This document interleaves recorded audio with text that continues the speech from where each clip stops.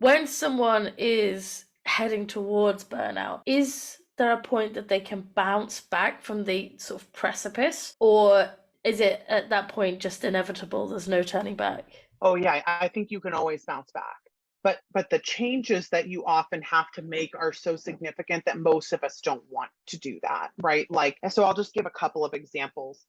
One is we often see people are headed towards burnout when they are counting on a future payout of something in order to make all of the work that they've been doing worth it.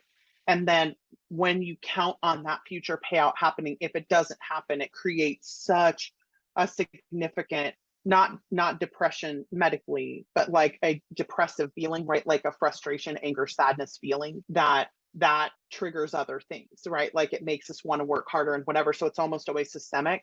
Another way that we often see burnout is the expectation that I'm never going to have to pay the consequences for my health decisions. So we are definitely wired to be feast and famine as humans. So like you can absolutely binge write where you're binge writing, for a couple of weeks and not getting a ton of sleep. And then you start sleeping again. We call it phoenixing, right? Where you work really hot and then you recover for a while and then you work really hot and then you recover. But if you're not allowing yourself those recovery periods when you're phoenixing, there's only a short amount of time that you can do that. So to Ellie's point, or to Ellie's question, if I am not willing to change the fact that I'm not allowing myself recovery, which might mean that I have to slow down production or slow down my release schedule or change my expectations about the income that I'm making or those types of things, that's often why we see burnout happen, is because the things we would have to change or give up are things that we are not prepared to give up in that moment.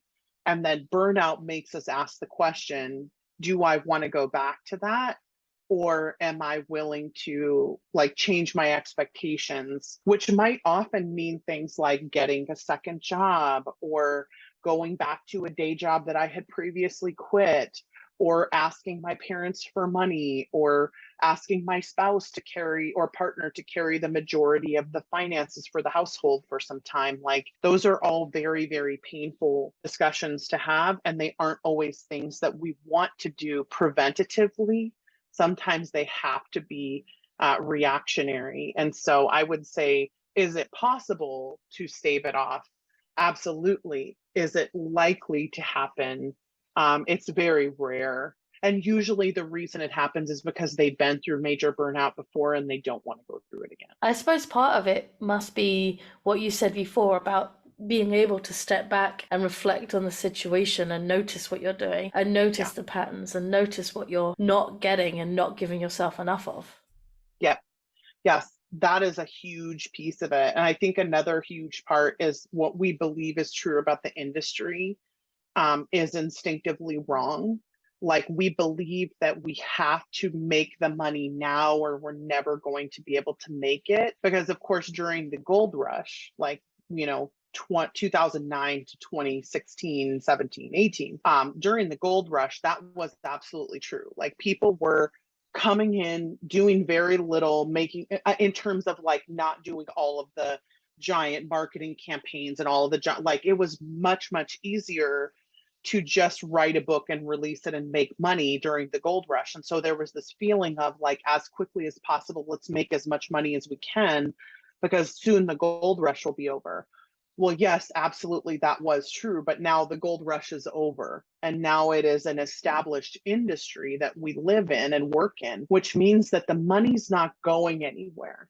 The money's always going to be accessible. You do not have to make it right now in order to be able to make it. That's gold rush mentality. So now that we are officially into the established industry of indie publishing, that means that there's always going to be room. Like there's always room in terms of like, it's always possible to break into a new genre, even if it's saturated. It's always possible. But then that means that it's more and more likely that you're going to have to maintain the way that you're doing it. So it really needs to be sustainable because Gold Rush is about speed and quickness and established industry is about sustainability.